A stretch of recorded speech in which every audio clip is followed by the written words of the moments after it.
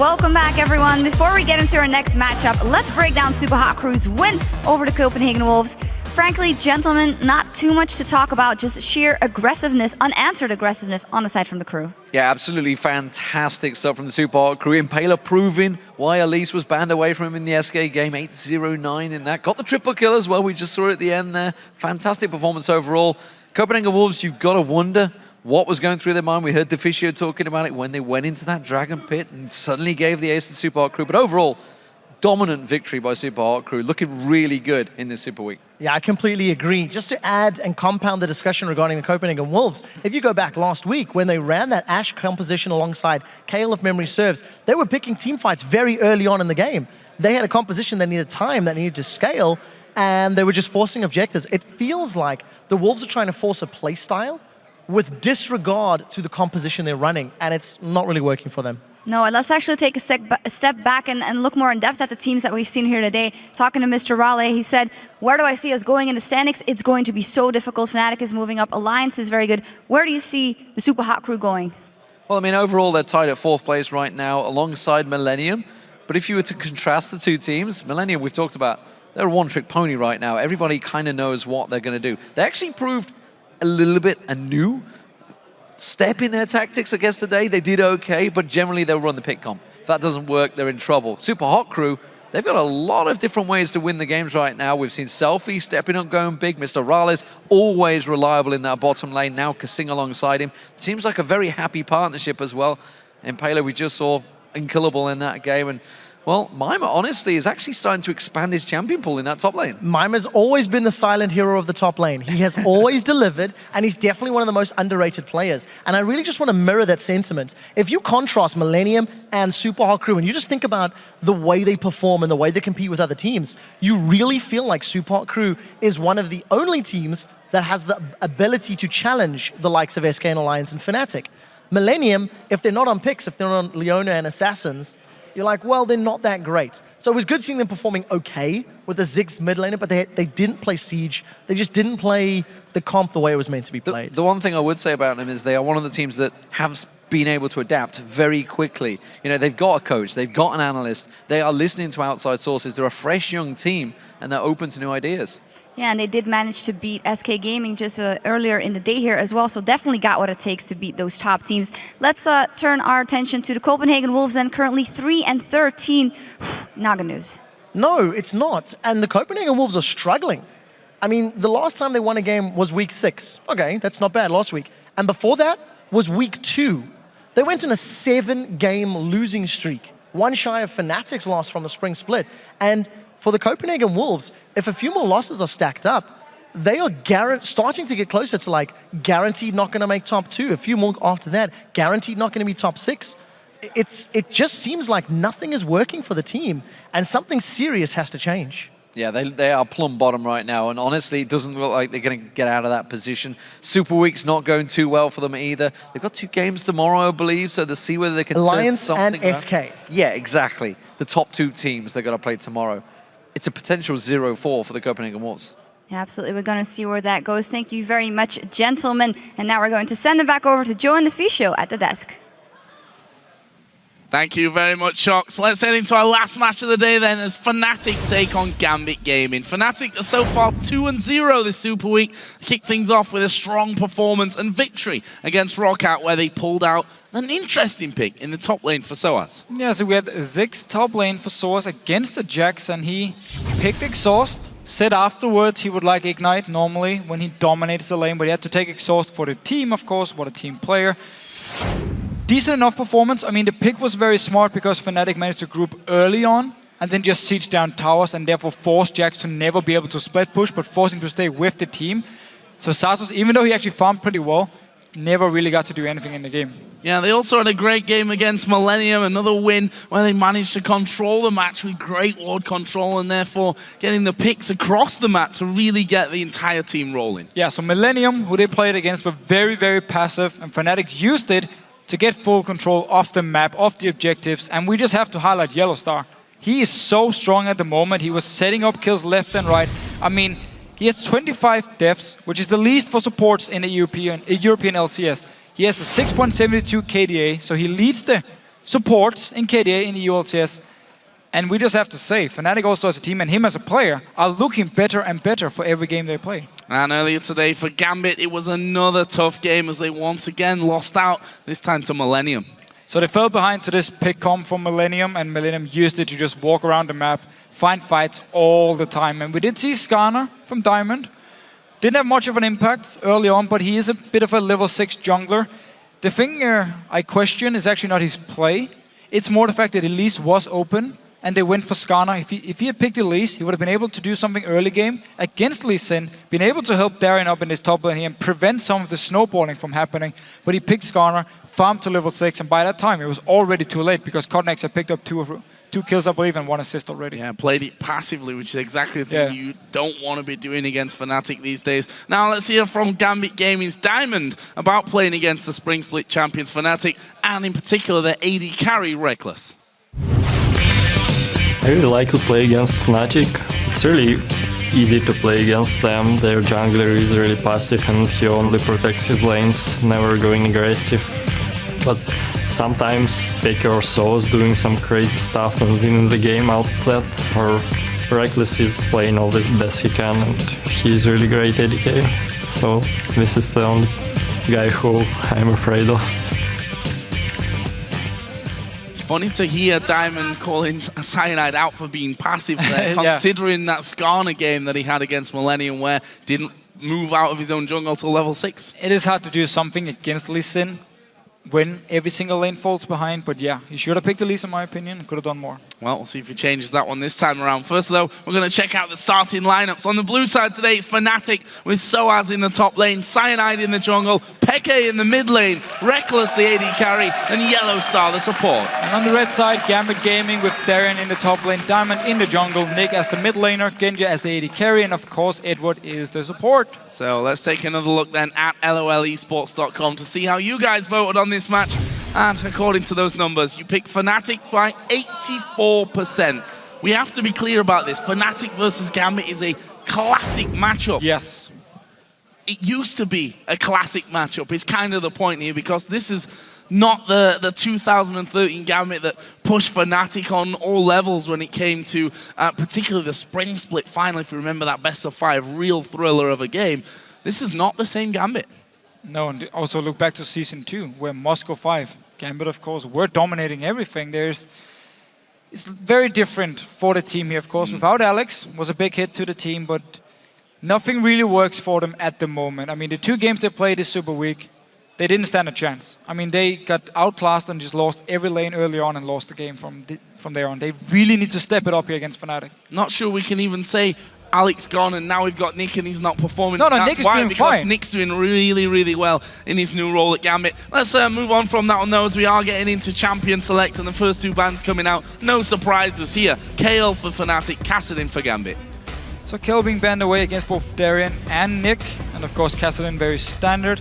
I wonder if Fnatic want to try and aim towards some junglers and then maybe first pick Elise in for Cyanide if they ban away Elise and get the Diamond on Skarner once again and try and do the same thing. For now, it doesn't look like it.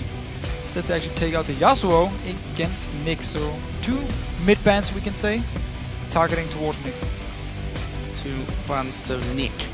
Will they keep that trend up here? And will Gambit also stick to mid laners? Well, they'll take out Lulu, which is, I guess we can say, a diverse ban, as is probably Kayle as well, since you can get rid of it for sOAZ or for xPeke. Maybe we'll even see a Ziggs ban coming out, because again, that's kind of a blanket ban, if you like, that covers multiple roles, or at least it does now after sOAZ played the Ziggs earlier on in Super Week in that top lane. Evelyn actually will be the ban here for Fnatic, so that points to first pick Lee Sin. Yeah, could be first pick Lee Sin. Of course, if they do first pick a mid laner or top laner, and then Gambit goes with the Lee Sin, they have Elise as the backup jungle pick here for Cyanide.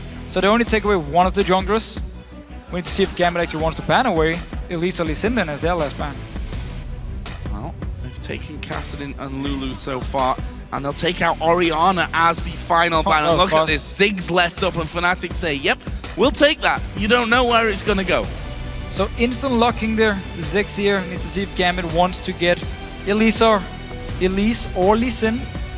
for Diamond so he can start making some earlier plays, because I really think they need to get some early aggression on here. Help out the lanes, try and snowball a game actually. If they do pick Renekton for Darien up in his top lane, they should pick an aggressive jungler with it and just try and see if they can shut down whatever sOAZ is playing in the top lane. If it is the Ziggs, they need to be able to gank him early on. And if he goes top lane with something else, if they want to try and snowball Darien, they do have the chance now with both aggressive junglers being up. Well, let's see. We're going to see a possible... I say a possible Lucian, let's be honest. Well, this was pretty well. Yeah, it's probably going to be a Lucian in there for Genja. And a possible Twisted Fate first pick here for Gambit. So locking that in. So it really fits into the whole, let's try and snowball a game here. If you get some good ganks early from the Twisted Fate, you can really start to get things rolling. And of course, Lucian for Genja. No questions asked. We need to see if he wants to build Trinity Force again as the first item. That's pretty much the only AD carry in both NA and EU, and also Korea. I have seen at least for the last few weeks. Yeah, well, at the best of times, Genja has sometimes left us with question marks and a lot of surprises as to where he goes with his builds. And obviously, AD carries obviously more than last week, and maybe even more than yesterday. You know, people get into these trends, but something new to play around with. Genja seems to be still finding his feet when it comes to how to really build properly on each AD carry in 4.10. If he gets enough time with it, he will get to his late game point anyway and be very strong. So we need to see what he decides to build. And if he thinks it's the best build, then of course, fair enough. And yeah. Well, you're not going to get any of the junglers here. No. Mr. So Diamond. That's one way to do it, right? You ban out Evelynn, and then you take Elise, and you take Lee Sin, which tells us then that sOAZ will have that Lee Sin in the top lane. Yes. As we saw from yesterday, we're going to have Ziggs in the middle lane for xPeke up against Nick's Twisted Fate, and Cyanide will sit with Elise, which then leaves Diamond with a bit of a question mark now. It could be Skarner again, yeah, if he wants to play it once again. We could potentially see maybe a Jarvan. I know he practiced a lot of a certain champion, which he won't be able to pick. Sad enough for him, which would actually fit in here. But Skarner should probably be the one for him. And we need to see again if he wants to farm up to level 6 and then start ganking, or if he wants to try and do something before here. If the lanes survive by themselves to the level 6 point, then the farm tactic really works on Skarner, because you are so good at clearing the jungle. You get a lot of farm from it, but it requires your laners to survive the first few levels by themselves and dodge around the ganks from Cyanide. So Irelia actually was a last-second switch out there. Looked like they may be going for Nami for Eduard in the support role, even though we've got that Thresh still left open. So Darien gonna have Irelia. Had a bit of a torrid time in the last game.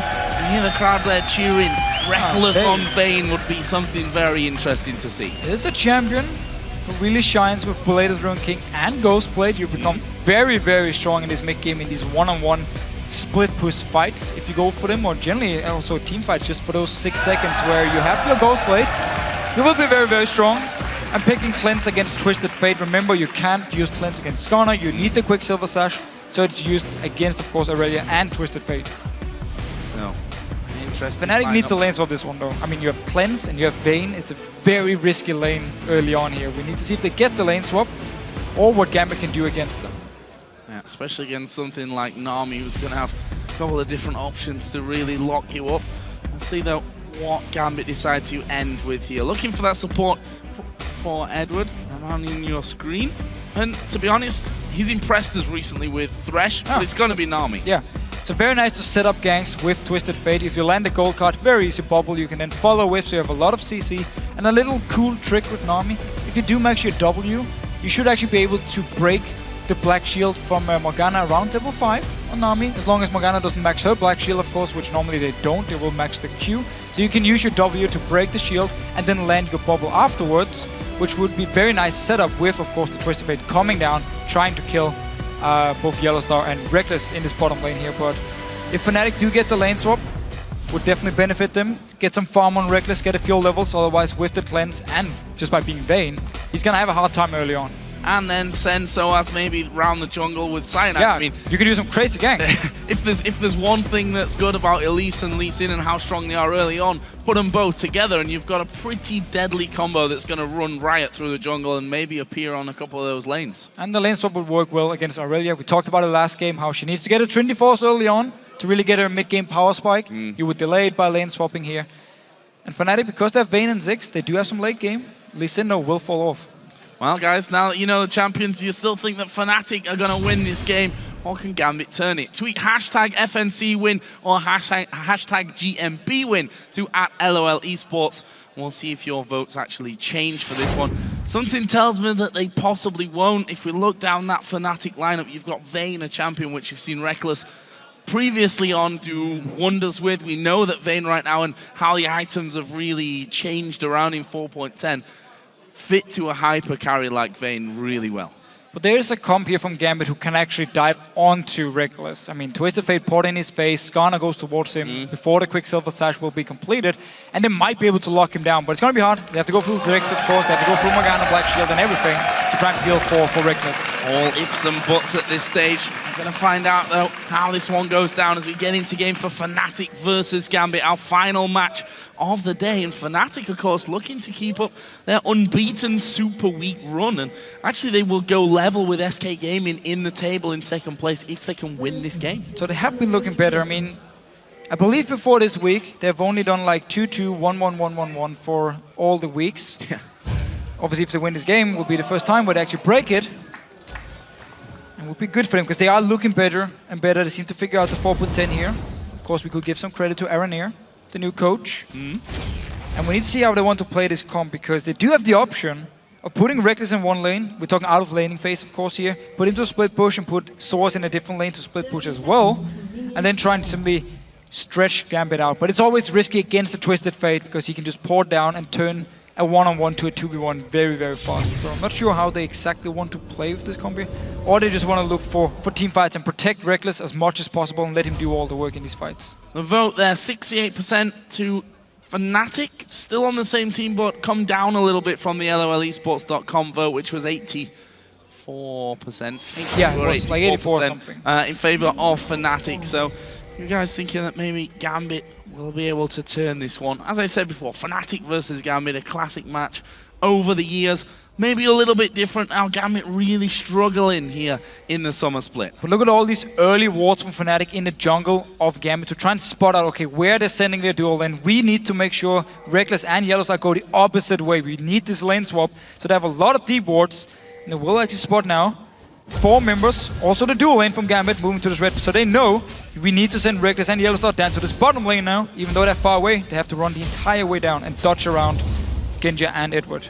So I was trying that with the Q. Of course, he's a lane Sin rather than a jungle Lee Sin, so not going to have. For now, it's going to be jungle Lee Sin. Yeah, for now he is. You're not wrong on that front. Actually, sticking around with Cyanide's Elise right for the start of this one. It's going to mean that Peke and Nick, since his buddy systems are in place, maybe have a bit extra free time. Look at YellOwStar's position there. He's actually just going to spot them coming across, and now sOAZ and Cyanide moving towards that middle lane area. There is YellOwStar just going to try and disrupt them a little bit. Yep. That might be enough time for Fnatic to actually come over and get involved on this blue buff. YellOwStar continues to be a real pain in the rear end. There is Ziggs coming around. Diamond going to take a lot of damage. Back.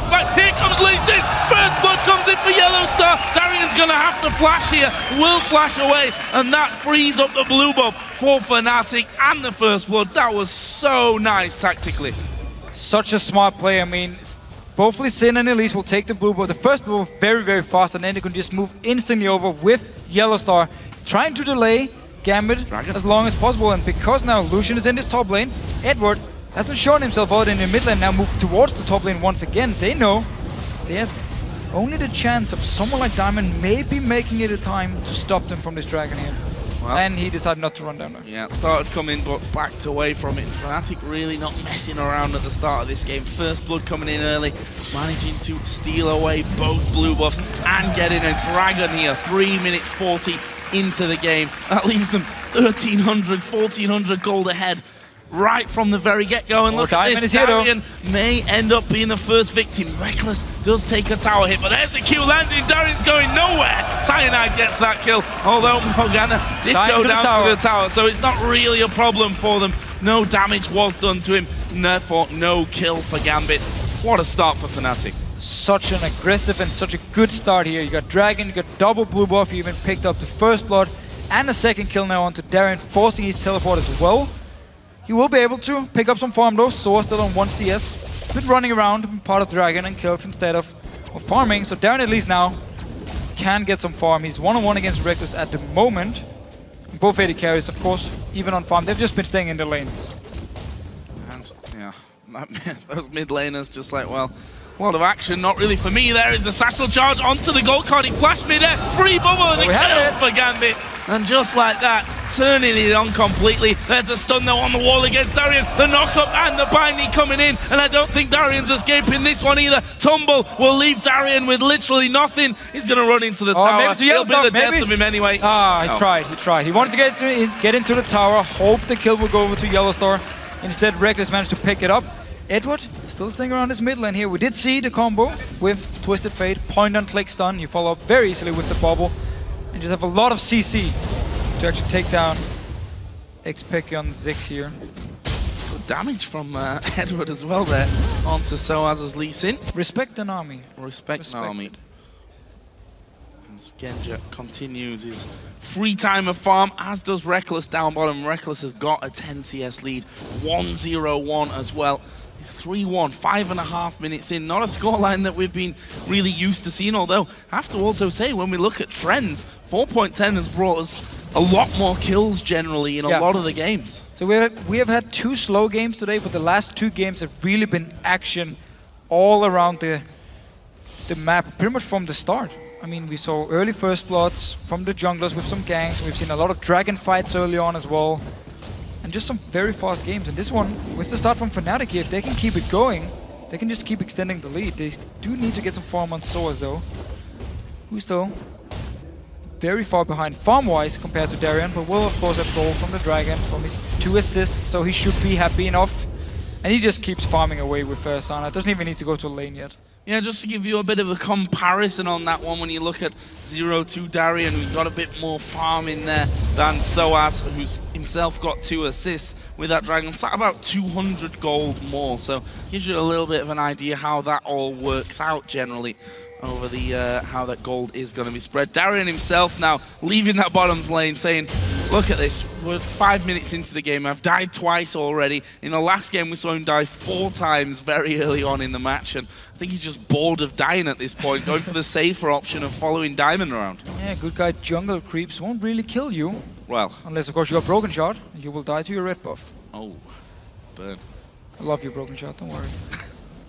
So Eduard here going to be waiting on that top side of the map. Darien's actually going to come over there as well, possibly, but Fnatic saying, you know what, don't even need to be there, let them farm up, because our AD carry is farming quicker, already has a kill, already has assist, already got the Cutlass in, and that tower is going to be going down. If not maybe on this exact wave, then certainly on the one directly following. And there's the second spawn in of the blue buff. I'm interested to see whether Fnatic keep up that blue buff pressure that they had before. And there we go, Twisted Fate going to get involved. It was smited away on towards Cyanide. Bomb comes out, YellOwStaR's low, that's a good bubble onto Peke. Diamond's going to be coming around as well. Peke needs to get away from this one. Gold card will follow through, and Genja gets the kill on that one. Diamond in the middle of no man's land, but he's grabbed YellOwStaR, and that's a double kill now for Genja. So everyone from Gambit just collapsed onto this blue buff here because they knew Fnatic was doing it, and with Rekkles in the bottom lane, they knew they could be 5 versus 4. Picked up 2 kills here. Very good reply from Gambit, getting some much needed gold. They still need to be careful though, because this Vayne is just farming away like he wants to. Oh, they're going for Cyanide now. TP coming in from Darien. Not going to be spotted there for Fnatic, and there we go. Got vision now. Cyanide realizing it may be in a bit of trouble from this one, guys. Rekkles will come around to help. They've got Lee Sin on the bottom side of that area as well. They actually turn around, going in towards Nick. Repel comes down. Eddie's going low as well. There's Lee Sin jumping up to the front, and they do manage to finish off Nick. Will they get any more? They're going to keep going around. YellOwStaR's like, I want a ward. We're not going to get any more kills from this one, but fast reaction from Fnatic. So we see both teams invading on the blue buff. Cyanide went in by himself, and the rest of the team joined once Gambit actually collapsed onto them. Now Diamond and Darien behind enemy lines here. Diamond's, well, that's just really hurting, because going to be going down to the turret. YellOwStaR coming up here around the Dragon. YellOwStaR is coming around. This should be an easy binding for him. Oh, he's picked the wrong direction, but there it is. He's going to catch Darien.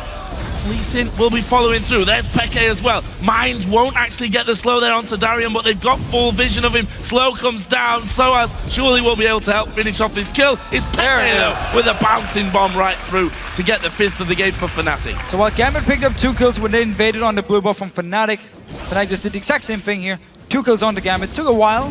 Had to chase them around here. Also managed to pick up the blue buff and keep the pressure going. Genja has been happily farming up here. Of course, he got the double kill in the last fight, so he's gonna be very, very strong. Need to see what he decides to build. Dragon here. Darien with no teleport. He needs to run from base, so Gambit will just give it up. Yeah, sOAZ got TP, so he could get involved if he needs to. Now, I have to ask you a question here. So, Genja's had time constantly in this top lane, complete free farm, decided to go with a second Doran's Blade on that top side. Even though he's probably not getting into any fights in the next couple of minutes the way that he's playing this one. It gives the lifesteal. If he builds Infinity Edge, he's gonna need the lifesteal from the Dorans building up anyway, because he won't build anything. He's not gonna go Bloodthirster, of course, so he's not gonna go Blade. He can still go Blade, but with the double Dorans, and if you do build Infinity Edge, you're gonna get the 6% lifesteal. And from before, Diamond actually did pick up the blue buff, so I was wrong on it. Still 2 kills for Fnatic, but a blue buff for Diamond. Yeah. Twisted Fate, no, you know, not the end of the world if a Twisted Fate doesn't get that buff, since he can sustain his mana thanks to that blue card. And now we see Darien going to the top lane, gonna have a bit of free time to actually farm on that front, and they've sent Genja now down towards the bottom lane, and he's going Trinity Force again, Officio. Trinity Force once again. Last game, I believed after Trinity Force he went towards the Infinity Edge, which, yes, you get some crit from the Trinity Force, but they don't actually synergize too well. You really want to get like a static shift of Phantom Dancer to provide the extra crit for your Infinity Edge, the synergy. Again, Kobe was talking a lot about it in the NA LCS, how you need to maximize your crit when you do have Infinity Edge, because it's such an expensive item, and you need the damage to really reach your power spike in towards the late game as well. So Genja decides to not, first of all, go Trinity early, Infinity Edge early, and then Trinity Force as well. So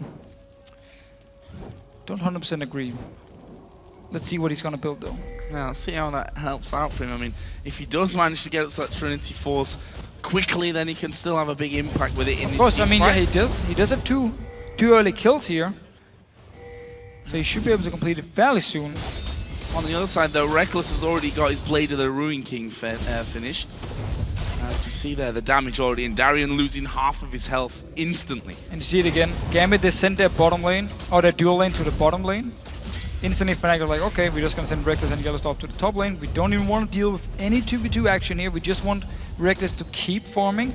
And now once again, they can put pressure onto the tower. Sana joining in. If Darien had stayed to try to defend the tower, they would just have went straight for him and killed him once again. So smart by Darien to back away, knowing he couldn't do anything to defend this tower here. Now they need to try and get to the bot tower. See Genja and Eduard trying to do a similar thing on the bottom side of the map, and actually that's quite a chunk of damage onto sOAZ. He actually has gone tanky, as he did before when he played that Lee Sin in the solo lane. Going to be going the way of the Sunfire Cape as his first item. And he probably needs a bit of help down though on this bottom side of the map. Gambit got a ward inside of the Tribush and they'll be feeling safe with Ashley. Nice another good bubble coming through and another chunk of damage going the way of sOAZ. And I think that is going to be the tower. Maybe not this wave, but the next one afterwards. So Rekkles is actually moving now down towards his bottom lane with his Blade, feeling strong enough for him to actually lane against Genja. I'm not sure if the tower is going to go. It will, unless Peke actually walks down to ult the lane and clear the wave, but it looks like the tower will go down and then Rekkles can just pick up the lane afterwards. So trading top tower for bot tower at least. So here is Rekkles saying getting involved. Is that enough to scare Gambit away? Well, there's your answer. It's not. Genja gets the final shot in and Gambit take their second turret of this matchup. Leaves us in terms of gold still with about a 2,000 lead for Fnatic. And let's not forget the Dragon taken very early on in this game after the blue invade and the kills already, for Fnatic. Yeah, we've already seen a couple of them going down, so Fnatic really holding strong on that front. We've also seen the mid laners now getting their first item complete, both of them going for the Athenes. Especially good on Ziggs, because you still need to spam your abilities here. We have seen Twisted Fates mix up the build. Some still goes for Athenes. We have seen Morello Normicon, triple Thorns into Death Cap as first item. There's a lot of options now for mid lane item builds. This tower, however, is gonna go down because Oh, dead. yeah, it's down too. Yeah, that's the binding cocoon combo that we were talking about, funnily enough, in that last game as well. One of them hits, the second one's And it's sure to so follow. annoying to play against. You just know if one hits, that's it. Stun lock for like 5 seconds. I'm just gonna stand here and die. And Peke just throwing his ultimate in for that extra damage. I mean, he sat with a blue buff. He's going to be coming quickly off cooldown and actually will be getting himself another blue buff just to refresh that last one. And with 1 minute 18 for the Dragon. Fnatic actually have 4 men on the bottom side of the map. See that sOAZ been forced back a little bit in lane here by Darien, who's now got that phage done. He's pushing it down. He was taking some damage, but still a very big wave from him actually. Oh, jumping away, baiting us a little bit. Just trading some damage back and forth here. Darien wants to just push it out. And most likely back away, unless he's very aggressive, because he's very far up and there's not a lot of wards. Oh, Darien has been completely baited into that one.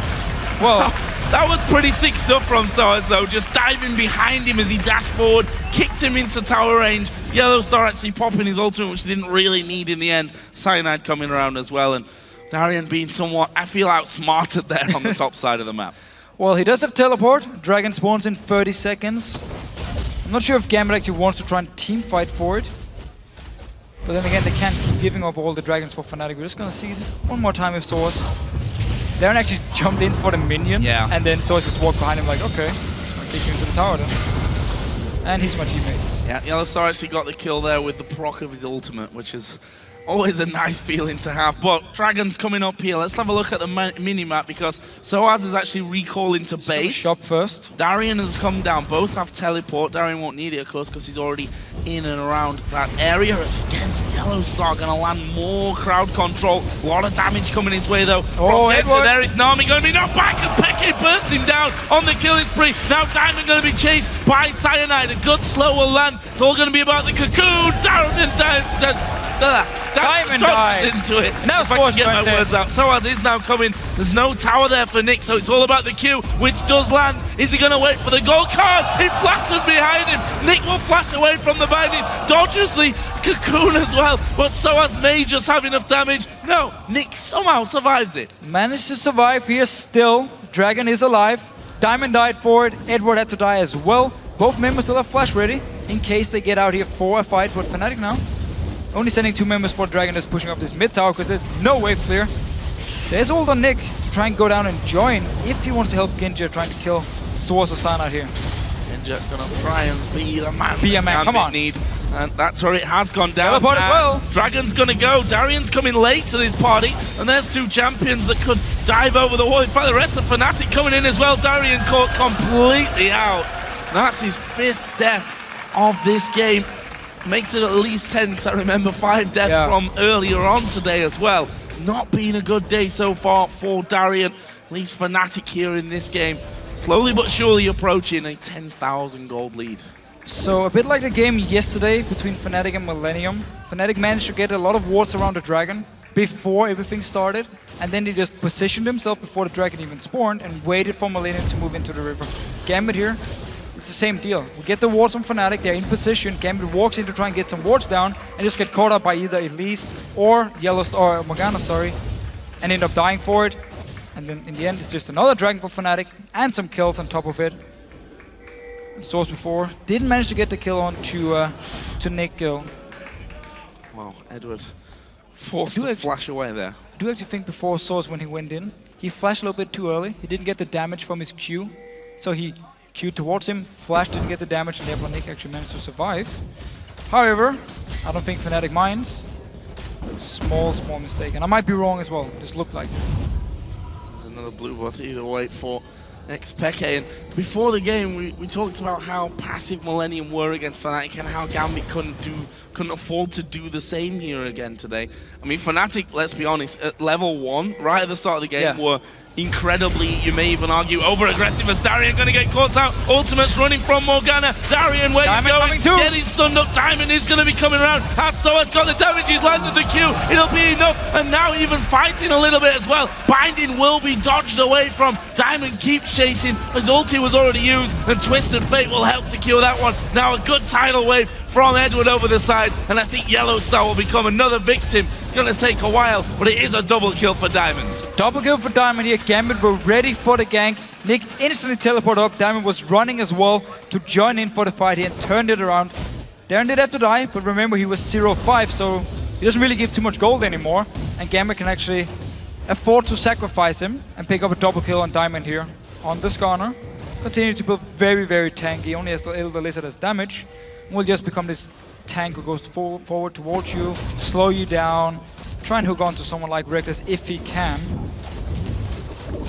xPeke could be a target as well. We need to see once they actually build the Quicksilver set. The buff control from Fnatic has been very, very good so far as well. Constantly invading once the blue buff of Gambit has spawned on into the map. What's the next target here though for Fnatic? With that taken down, there's an inner turret still left in the bottom lane and in that top lane. For now, seem quite content with getting a little bit of extra farm. There's a long-range cocoon, binding, satchel charge will come across, will it explode in time? Everything will explode in time. Nick's gonna fall, and it's Cyanide that goes on the killing spree. So they get the kill once again. We see the whole Elise Morgana with xPeke set it up with the rubber ducky first, forced Nick to outlast early, and then managed to pick up the kill. Now they're moving towards his top lane. Nobody's there from Gambit to defend it. Nick still has about 17 seconds, and his ult should be the same, but it's going to be a tower for Fnatic. Now, I mean, no real reaction here from Gambit. What are you going to do? They've managed to lock up Eduard. sOAZ going to try and follow through. There's a stun onto the wall, and that's surely a dead Eduard here. One more auto attack from Rekkles will finish that one. And Fnatic moving so quickly away from the tower to get the kills. They got the tower as well in the end, and now they're going to be pushing inhibs. And with a Ziggs, I'm not sure how the rest of Gambit that are alive right now outside of Eduard, who just went down, going to be able to hold on to this. See, getting some damage and just poking away Diamond, looking to try and engage. Flash is ready. So if the Black Shield comes in from YellOwStaR in time, he won't be able to grab anyone. And now Rex is just pushing this mid lane, sOAZ joining in with the rest of Fnatic. A quick spin around from top to mid lane. Constant pressure, culling used by Genja, actually being knocked away by the satchel charge of xPeke. I mean, Gambit do have a decent amount of wave clearing there. Genja going to get locked up. Where's he going to go? Actually does manage to get away to the back. Cyanide crawling through. The Spiderling will be enough to get the kill. Cyanide locked up by the bubble and eventually shut down to a 1v1 there. So 1v1, but still Fnatic, they keep the pressure going, constantly getting some damage on the towers. Seem like they want to back away now. Should have quite some gold after some fights. Some towers going down as well. Dragon in 1 minute. No, they're actually staying with this. Oh, Diamond. Oh, Diamond. Knocked against the wall. Satchel charge. Oh, got good away. flash though. Good flash into the bubble.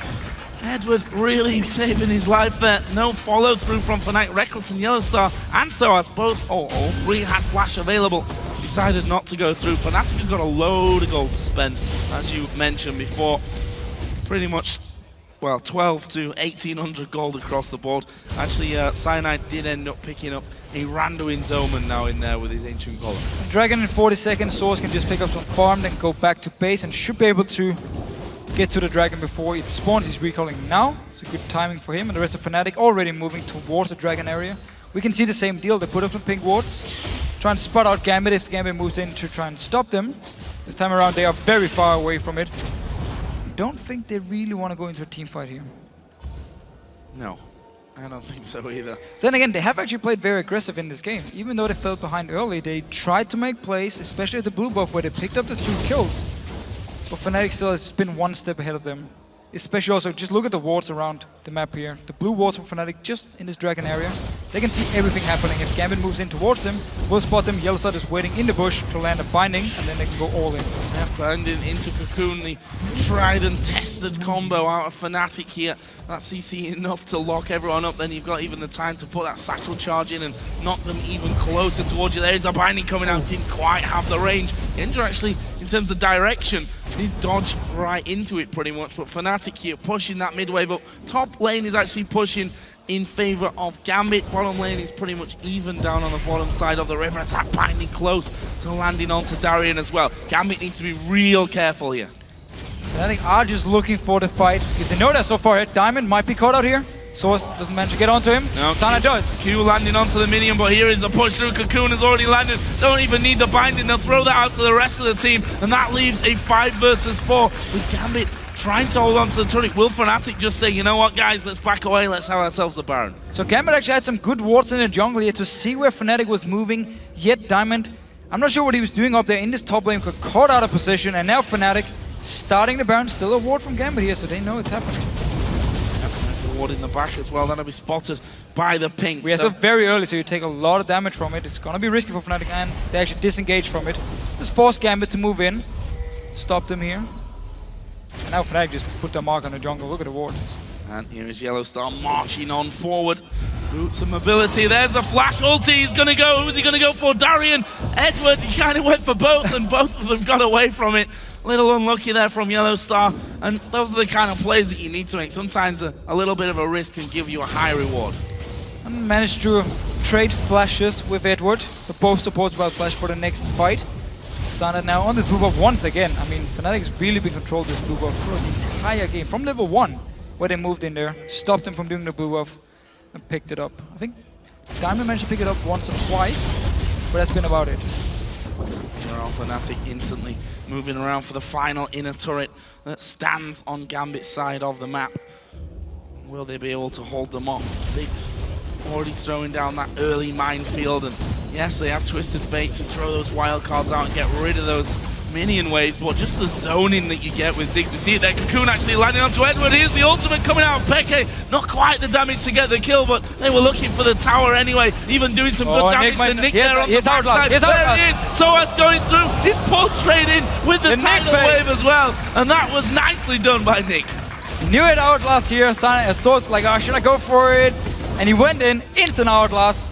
sOAZ got punished, and a kill for Gambit. Still lost the tower though. Still, it's a 10,500 gold if we're really counting this one. 15-7 up in kills. If you look across the board, there's 4 with Elise, 3 for Peke on Ziggs. Rekkles has 3-0-4. YellOwStaR has continued his trend of playing absolutely brilliantly over these last couple of weeks. He's got 13 assists out of the 15 kills. Part of every kill. And he's been part of every kill, because 2 kills actually falling to him. There's Twisted Fate going to pop the Destiny, but there's a TP around the back. sOAZ is going to go man mode. He might find himself 1 versus 3 though here. Rest of the team coming, but very slowly. What are they going to do? There's the kick on towards Diamond. Have they got the damage? Of course they've got the damage. It's going to be sOAZ. Oh no, Rekkles that gets that one to go on the rampage. Q will land onto Eduard as well. Oh, what a stun against the wall. And Eduard now will be the next one to go down to Rekkles. Fnatic are in a 5 versus 3 to siege the tower. Let's see here, they're actually moving towards the Baron, so want to pick up the Baron buff and then go towards the base of Gambit Gaming. Once again, 2 kills. Teleport behind from sOAZ with Lee Sin is coming, kicks Diamond back. Doesn't even matter who he kicks back at this point. You just want to kill someone, keep chasing up here. It's gonna be Baron for Fnatic. Full control here. Gambit lost on 29 minutes to SK Gaming. Seems like they will be able, or they need to hold 2 more minutes here. Otherwise Fnatic can do the exact same thing SK Gaming did to Gambit. And it's been pretty much the same story for Gambit. They fell behind early, don't really have any war control, have no real pressure on the map. They try to make some plays, it backfires, and the other team just get really far ahead early on. Wasn't Millennium like 10,000 gold ahead by 20 minutes? Yes. It's a similar scenario here. It is. Not in a similar way, but this is also a similar story to how Fnatic beat Millennium. True. As well, so some real similarities between the games so far this week in Super Week. And I'll tell you what, Gambit themselves, we talk about the Copenhagen Wolves down there at the bottom of the table. Gambit aren't all that far away from them at this point. No, they really have issues early game. Copenhagen will choose some stupid fights in the early game where they need to still scale up with their champions. Gambit overall, when it comes to early game, especially aggression, they seem to lag behind, and that's where often the other team gets very far ahead. And Darien often ends up dying quite a lot. Eduard plays very aggressive, sometimes it backfires, he gives a few kills away. And overall, it's just very hard for them, and they don't really itemize towards a stronger early mid game. They go towards late game items, which also makes it even harder for them to actually come back once they fall behind these early mid game points. Should also note that Quicksilver Sash, although it was done a little while ago, is with Rekkles. So that basically takes him out of harm's way, if you like, from Diamond. Ultimate will be able to be escaped from for Rekkles. And there we go, they're just going to go straight on towards the tower. Couple more auto attacks will do it. Cocoon's landed on towards Darien. Have they got the damage to finish through? They just want this inhib now. That's going to create all the more pressure for Gambit to be trying to hold on against this Baron up Fnatic team that have got a 15,000 gold lead against them. They do need to go to the side lanes though and push them out. Top lane seems to be the target for them and they can do the same thing. Move up to the tower, brute force your way in, just hit the tower as much as possible, back away if Gambit looks to engage. Otherwise you will just take down the tower like we saw here in the mid lane. We also just saw the damage that before. Trying to set up a bit of a trap here. Okay, and YellOwStaR waiting off on the curve brush. Will anyone come through? Nope.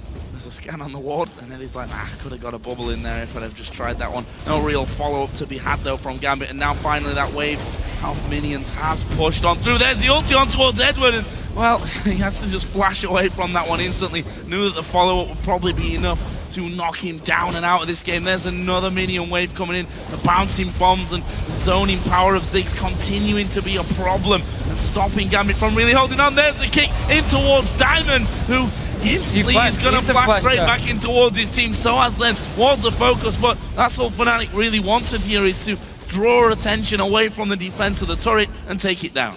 sOAZ is very low though without teleport. Fnatic still staying around with the Baron buff. Really want to get down the second inhibitor, so they just have super minions from 2 lanes pushing into Gambit's base, making it even harder for Gambit to actually come back in this game here. But we might see Gambit go for the fight. With sOAZ so low, this should be the time for them. He's actually recalling. They need to go and fight here. Oh, Diamond actually stepping forward. They're going to go for Cyanide. It's a good bubble to the back. Are they going to be able to finish off? A good repel comes in. Ulti from xPeke. There's going to be at least 1 kill from this one. The rest of Gambit pushed incredibly low. And look at that. The super minions are coming through. Fnatic in a 5 versus 4 may have enough here to finish off the game after 30 minutes. It looks like they will. Both Nexus turrets going down. The constant damage from Ziggs at the back being a problem. Nexus now going to be focused. Darien's going to dive man mode in. He's going to pay the price. Dive once again at the end, and the Nexus now free to be taken down. Fnatic going to be picking up a win. Not before they've gone for a few more kills though. Nick finished off there. Peke gets the double. The Nexus is going to fall, and Fnatic keep up their solid run here in Super Week. They are definitely looking strong at the moment. YellOwStaR, 100% kill participation. He's part of everything. His wards are there, spot on, setting up kills. And Fnatic just overall looking very, very good. The picks work out for them. sOAZ, again, they send in this top lane here, finding the kills, finding the picks they need. Gambit on the other hand, kind of the opposite. Yeah, relegation must be a real fear right now. Especially because Rocket has started winning games. Exactly. I mean, Rocket, yeah, did some slow games, but they win them. And that's the issue, because it's Rocket, Copenhagen Wolves, and Gambit staying around close to each other in the standings. The teams fighting to get the last playoff spot. To, of course, avoid relegation. But Rocket, they do pick up some wins. Gambit and Copenhagen Wolves, they need to start doing the same. I said this earlier, 6 wins out of 9 from Rocket. It's kind of hard to really get that into your head, because they don't seem like a team that has won 6 out of their last 9 games. But all importantly, they don't look great. Those wins aren't pretty. They take seemingly forever to finish games. They don't feel confident. Overpower himself looked really down yesterday when we interviewed him. Even after a win, it's like, you know what, we've got no confidence. We're not sure where we're going wrong and how we're going to fix it. But they do win, and that's something that Gambit aren't managing. That's something that the Copenhagen Wolves certainly aren't managing, and there's going to be a real intense battle down the bottom of the table. You have to wonder for these 2 teams, Gambit and the Copenhagen Wolves in particular, where the wins are going to come from and what's going to change, because we're halfway through the season and they've not got enough wins at this point. And the hardest thing for Gambit is, how do they fix these issues, because they still have to travel. Yeah. It's always been an issue for Gambit in the LCS, the fact they have to travel back and forth, and you have less time to practice than the other teams, and you have all these issues you need to sort out. I'm not sure if they're going to go into some boot camp, try to go into boot camp for a few weeks and see if it works to work out the issues. It would definitely be an option, because it is an issue for them, and it's a shame they have to travel back and forth. It's full respect for Gambit for the fact they can play so well, like they've done in the past years with all the travels back and forth. It's a grueling schedule, there's no doubt about that one. And Gambit have in the past said, you know what, boot camp is the way that we do it. You'd see them bunkered up for a week and a half, 2 weeks before major events. But the LCS is a different kettle of fish, a different beast, because you have to play on a weekly basis. You know, a normal week you have 2 games to play for, 4 games in Super Week. Really, really hard schedule. We also have to say, on the other side, Fnatic, another victory, 3 out of 3 so far in Super Week, go tied with SK Gaming in second position. We're actually going to go to Shox and QuickShot, who are standing by with Fnatic's mid laner xPeke. So let's find out if there's some more insight into that match. Thank you very much, Joe. First off, congratulations, xPeke. The curse is broken. You're not going to go equal. You're at least going to go 3-1. So congratulations on that game. Talk me through picks and bans, and why for the Ziggs? We know how many teams put a high emphasis on Twisted Fate, and you guys as well. I expected them to ban Ziggs or something because I don't know. I didn't understand their bans. When they ban Orianna, it's a bit weird that they leave Ziggs open. No one will first pick it. And then we pretty much had a really strong champion already. Then we thought they would pick jungle, not the TF already, because we had the Ziggs already. But then they just picked TF and Lucian, so we could get Lee Sin and Eve, which are really strong champions. But I think Diamond is way better on those than he is on Skarner. So when we had those champions, pretty much we felt really confident already that we had good champions. And their setup was not that great, so we could pick Vayne already, just let her free farm, and we knew that the moment we just keep going equal until late game we will win, but we even won we managed to win the early pretty hard, and Vayne was really strong. Yeah, the game was definitely very one-sided. It felt like you guys were definitely sending a message. 2 confident wins yesterday, another one today. Explain to me why sOAZ is running Lee Sin top, Ziggs top. Why is it working? Is it 4.10? Is it something you've done as a team? Or, I'm just looking for more insight. I think it's more as a team. Like he played them before, and I think he played them. Sometimes it might not work, but Ziggs is a strong champion that works really. It's maybe not the best versus all the matchup, but in some matches it's really good because he farms on top really easily. And the thing with Lee Sin is he's super strong because he's not going to lose the lane. He's maybe not going to own his lane, but he can roam. And sOAZ is really good at that. He knows when to move, when to do the insects really good, and when to flash kick someone. And it's like a really hard engage to have Lee Sin on our top lane, since he's going to be way more tanky than on jungle, and he can freely go in whenever he wants, go out, go in, and wait for the perfect engage. We want to turn our attention to your opponents in the league right now for a second, and I want to actually start with Gambit in this matchup because you've been playing versus Gambit in the same core of players for a couple of years now. What do you think it is that they don't seem to get going anymore in the season?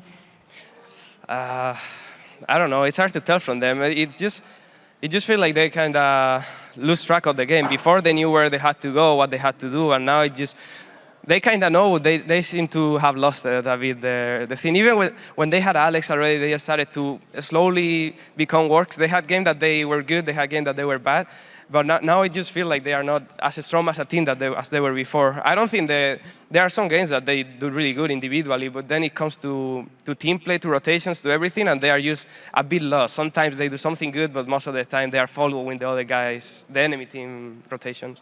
Well, turning our attention to something a little more positive. You are on 499 regular season kills. Not sure if you're aware of that. If you pick up one more, it'll be your 500th kill, which means it's most likely going to happen against Alliance tomorrow. If Alliance pick up a win against Copenhagen Wolves, the 2 teams will be on 3-0. Who is going to win 4-0 in Super Week and why? That's hard to tell. Like I said, for me, I think for us was to go 3-1 this week. Like 2-2 was something that was probably going to happen. 3-1 was something that could happen if we didn't play bad. And 4-0 is something that can happen if we play really good. Like I don't think today we played that good, even though it seemed like we had control. I don't think we played that good. I think we played better yesterday. So if tomorrow we play like yesterday and we get a good setup, I think we can beat them. Why is Fnatic so much more dominant in Super Week? You guys are 3-0, and you look like the team that has won all of the playoffs, which we haven't necessarily seen all of the previous weeks. What's different yesterday and today? The difference, I don't know what's the difference from yesterday and today. I don't know. Yesterday, I guess we were maybe more awake. We had 2 games. The first game as well is easier for us. This one was a bit too late for us. So maybe I was sleepy at least. But Past your bedtime. But yeah. One final question about that. Let's turn it to you personally, because you've been very vocal in the past also about, I've been playing this game for so long, sometimes it is pretty hard to find a motivation. What is that like right now in this heat of the season and the importance of the games right now? I think it always happened to us. Like last year, it pretty much happened the same, at least personally, and I think to everyone. When the season, you just finish a season, then you start another one, and then you are like, okay, here we go again at the beginning. It feels a bit weird the first weeks. Even though you are kind of motivated, you like the game, you don't really have ambitions at first at the split. But then when the end is coming, even if you are not playing at your best, you kind of you kind of think about it. Okay, there are only a few weeks left. Let's try to give our best these weeks and see what happens. Maybe even if we don't make it, we're gonna give our best and not. I hate the worst. At least the worst feeling you can have is when we lose by 1 game or something, and then we are like, if we practice 1 week more, we could have made it. So I think it's the best to practice when the end is coming for the super weeks where you can win 4 games in a. Like if you have a bad day, it's really bad. But if you are really prepared and you win 4 games, you pretty much got 1 or 2 positions up in the ladder. Always remember that there's a lot of people that want to be in your guys' shoes, so congratulations. Thank you very much. Thank you. All right, now let's flash back over to Joe and the Fisho at the desk for an update on the standings. Thank you very much, guys. And with that match complete, let's take a look at where the teams stand after 11 matches so far this week. Alliance is riding a 7-game winning streak and have the best start to a split for any team in the European LCS ever. They remain in first place now at 14-2. SK Gaming's 2 losses today combined with Fnatic's win have the 2 teams now tied for second with 10 wins and 7 losses. And Millennium have moved into a tie for fourth with the Super Hawk crew where both teams are 9 and 8. And of course the Super Week action continues tomorrow, starting with the Copenhagen Wolves facing Alliance. And later in the day, Alliance's second game will find them taking on Fnatic in a battle at the top of the table. And those matches, they start on Thursday at 5 PM Central European Summer Time, which is 8 AM Pacific. And until then, for myself, the Fisio, Quickshot, Demon Shocks, and the entire LCS broadcast team, thanks for watching. We'll see you tomorrow.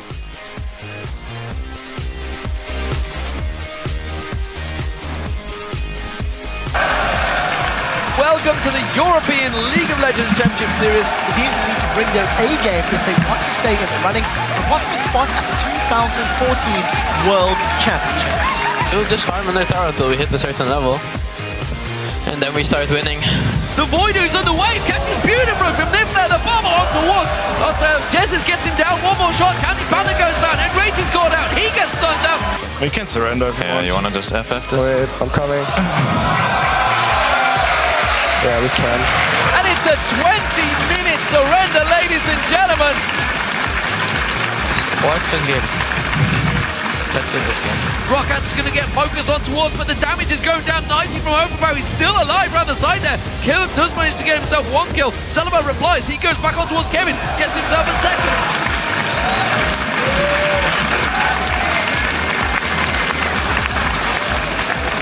Cannon? Says, I'm a ninja. I can't hear it. Smaller targets are easier to hit. That doesn't make sense. Oh, come on, guys. Already taken very low as well. It's Candy Panda, they want to get on Jester in trouble. He has to use the Zhonya's Argus intervention on himself. He goes down. Selfie just motors on through the rest of the team. Candy Panda focused on, he gets dropped down.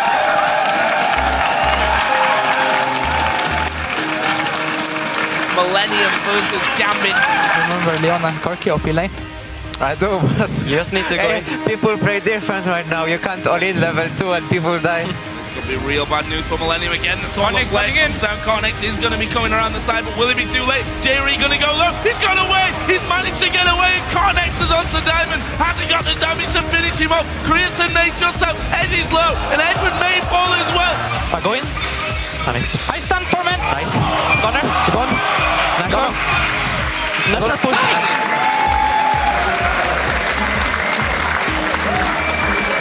Now we ban KO, first pick Yasuo. What if they ban Yasuo? Wait, then we have nothing left from it. YellOw. There's the knockup. Has he got enough damage? He does, but he falls. There's the repel as well. Going for unlimited now. The damage surely there. Shield from YellOw. Totally around. There's a polymorph as well. And YellOw goes down. Fnatic versus Gambit, our final match of the day. And xPeke needs to get away from this one. Gold card will follow through, and Genja gets the kill on that one. Diamond in the middle of nowhere, but he's grabbed YellOwStaR, and that's a double kill now for Genja.